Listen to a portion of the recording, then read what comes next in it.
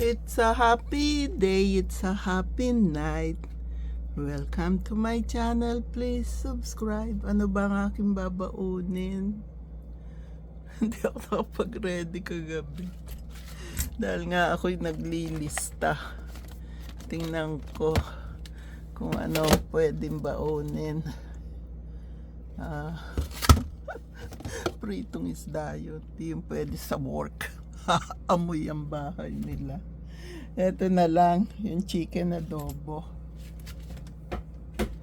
at saka rice. Kunin natin itong ating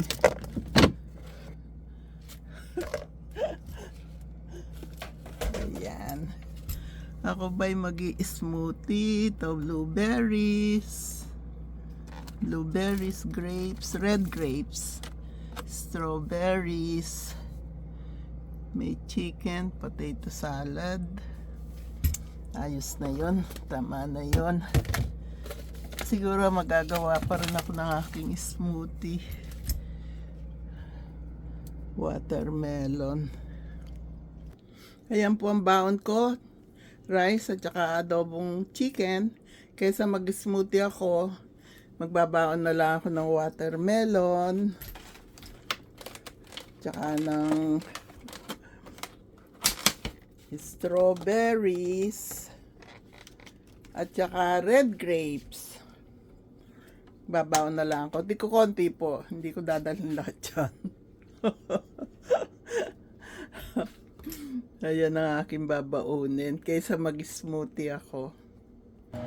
May nagtanong din sa akin bakit ang dami kong mamiling sweet potato. Kinakain ko po yan araw-araw. Basta nakita ko maganda ang size, dinadamihan ko, nabili ko para hindi linggo-linggo bumibili. Ayun po, na-ready ko na yung aking babaunin. Ang mami kong vlogger. Please subscribe. Kasi, ayun, naihanda ko na ang aking mga babaunin. Kasi may dumating na namang contractor. Mas mahusay itong dumating kahapon, kagabi. Yung siding daw hindi kailangan lang linisin, power wash. Sabi ko palagi ko yan pina-power wash. Bakit ako nagdana? Sabi, kasi maraming halamang nakapaligid sa inyo, kaya ganyan. Pagka siya daw maglilinis, 500. Sabi ko, sige, linisin mo. Basta wag na lang namin palitan. Yung bubong,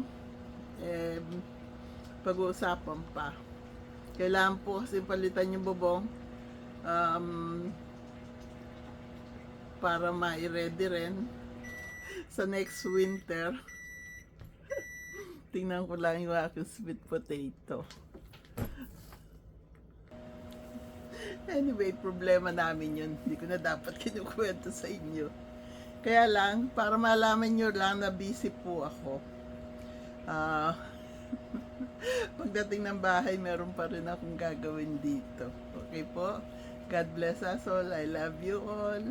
Hindi ako nakakapag-dancing kasi busy ako sa paglilista. Okay lang. Naglalakad naman ako araw-araw. I love you all.